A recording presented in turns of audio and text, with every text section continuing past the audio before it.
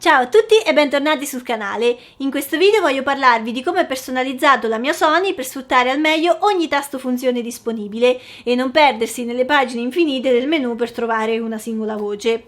Ma prima di iniziare, se ancora non l'avete fatto, vi invito ad iscrivervi al canale e attivare la campanella se volete rimanere aggiornati sui miei prossimi video. Escono ogni domenica alle 12 in punto. La completa personalizzazione è la vera forza di Sony.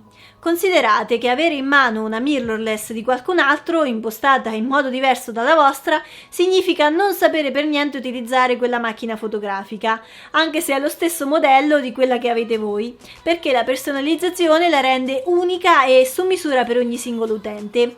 Quindi ora vi mostro come ho scelto io di personalizzarla, ma fate conto che non esiste una personalizzazione migliore di un'altra, semplicemente dovrete scegliere quelle voci che per voi rendono l'utilizzo della macchina veloce e intuitivo. Partiamo con i tasti personalizzati che possiamo impostare dal secondo menu a pagina 8. Qui possiamo scegliere per lo stesso tasto una funzione diversa in modalità foto, video o visualizzazione foto. Vediamo le impostazioni per fotografare. Allora, la rotella di controllo non è impostata. Il tasto personalizzato 1 corrisponde al tasto C1 e ho messo la luminosità del monitor in modo che quando mi ritrovo a cambiare location, per esempio all'interno o all'esterno di un edificio, posso cambiare velocemente la luminosità del display da manuale a tempo soleggiato per vedere meglio quello che sto inquadrando. Il tasto personalizzato 2, che equivale al C2, è impostato su scatto silenzioso. In realtà cerco di usare poco questa funzione perché sulla 7.3 dà non pochi problemi. Ve ne parlo in un altro video dedicato che vi lascio in descrizione, ma a volte ci sono situazioni in cui è necessario non far rumore. Magari siamo in chiesa ed è un momento solenne, oppure non vogliamo che chi stiamo fotografando si distragga accorgendosi che lo stiamo fotografando, interrompendo la sua azione. In questi casi lo scatto silenzioso è molto utile. Il tasto 3 è ovviamente il C3 e qui ho messo le aree di focus, anche qui per richiamarle velocemente nei momenti in cui passo da fotografare una scena ad un'altra e ho bisogno di un diverso punto di messa a fuoco. Non mi dilungo troppo qui perché vi parlo in dettaglio delle aree di messa a fuoco in un video che trovate sempre sul canale, anche questo ve lo linko in descrizione. Il 4 è il tasto C4 o anche detto cestino.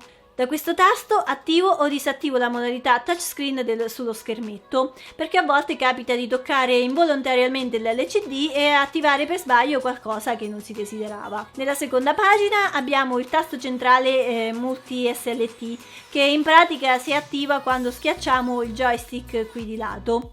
Scattando spesso i miei animali domestici ho questo tasto impostato sul cambio del rilevamento soggetto da umano a animale. Sul tasto funzione centrale ho impostato gli stili creativi, questo perché a volte imposto lo stile creativo bianco e nero per avere un'anteprima sul display monocromatica che mi aiuta a comporre e a vedere la luce. Ovviamente scatto in RAW e quindi la scelta del bianco e nero non è vincolante. Quando importerò le foto sul computer, queste conservano tutti i dati del colore. Se volete ne parlo meglio in seguito, fatemelo sapere nei commenti. Il tasto sinistro, quello destro e il tasto giù sono praticamente quelli di default. Mi trovo bene con queste scelte e soprattutto avendo sulla rotella già i disegni di quello che fa ogni singolo tasto mi è comodo per ricordare le varie funzioni. Cambiandole aumenterei solo la confusione. Il tasto A e L lo uso per l'ingrandimento, quindi questo è l'unico caso dove ho invertito i comandi, quindi lo zoom è sul tasto A e L, mentre sul tasto AF on ho impostato la F sugli occhi, perché quando impugno la camera mi è più comodo premere questo tasto per cercare gli occhi dell'inquadratura. Infine il tasto messa a fuoco è un tasto che si trova su alcuni obiettivi, come per esempio quelli della serie G Master. Ne parlo sempre in un video dedicato. Comunque in breve di default è impostato su blocco fuoco, ma nel caso delle foto io ho scelto di metterci sempre la F sugli occhi. In questo modo, quando montata una lente Sony, posso scegliere di premere sia il tasto dietro F on sia quello sull'obiettivo. Veniamo ai tasti personalizzati per il video.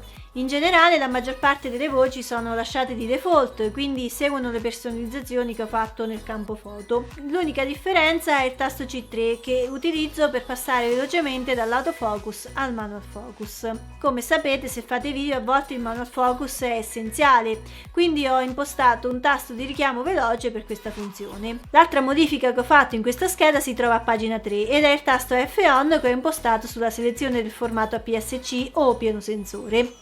Questo perché nel video utilizzare la funzione APS-C non diminuisce la qualità ed è utilissimo invece per avere una ripresa più ravvicinata senza dover cambiare obiettivo. Ne parlerò presto sul canale, quindi iscrivetevi e attivate la campanella. Non ricordo se ho cambiato qualcosa nei tasti personalizzati della riproduzione, ma in ogni caso questi sono i miei. Abbiamo sul tasto C3 l'opzione proteggi e sul tasto funzioni la votazione delle foto, perché a volte quando mi piace particolarmente uno scatto realizzato in camera me lo segno con le stelline in modo da potermelo ricordare quando vado a scaricare i file al computer. Ora vediamo anche il menu funzioni, che è quello che si attiva nella schermata iniziale premendo il tasto FN, e nella prima riga ho scelto di mettere queste voci: il modo avanzamento, modo messa a fuoco, area di messa a fuoco, ripresa silenziosa, ISO, attivazione della zebra.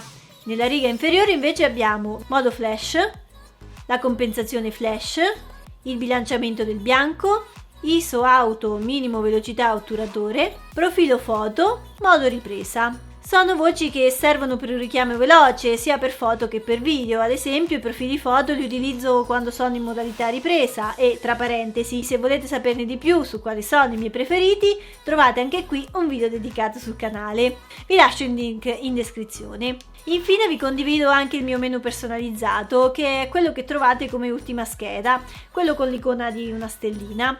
Qui potete aggiungere qualsiasi voce in modo da ritrovarle velocemente senza andare a ricercarle nelle tantissime pagine che, come sapete, il menu Sony possiede. In questo menu ho messo il bilanciamento del bianco, la luminosità del monitor, i profili foto, il formato file di impostazione e registrazione in modo da cambiare velocemente da 4K a 1080 oppure da 25 fps a 50 eccetera, poi la visualizzazione live view che utilizzo quando sono in studio e devo disattivarlo per poter avere un'anteprima dello schermo di quello che sto scattando, perché altrimenti con le impostazioni da flash vedrei tutto nero. Poi ho una seconda pagina dove ho visualizzazione spazio supporto, che serve per vedere quanto spazio mi rimane nelle schedine, formatta, modo messa a fuoco, impostazione F viso occhi, modo aeroplano, che in generale è sempre attivo, a meno che come prima non scatti in studio, quindi mi serve collegare la macchina a un dispositivo tramite wifi, impostazione data e ora, perché ogni volta che vado a fare un lavoro con più fotografi e più macchine contemporaneamente è fondamentale sincronizzarli per avere un ordine cronologico generale quando si andrà a scaricare tutto il materiale. E infine stile personale, che come vi ho detto a volte lo imposto sul bianco e nero, e impostazione supporto e registrazione, perché a seconda di quello che vado a fare posso decidere se salvare in doppia copia ai RAW, i video eccetera.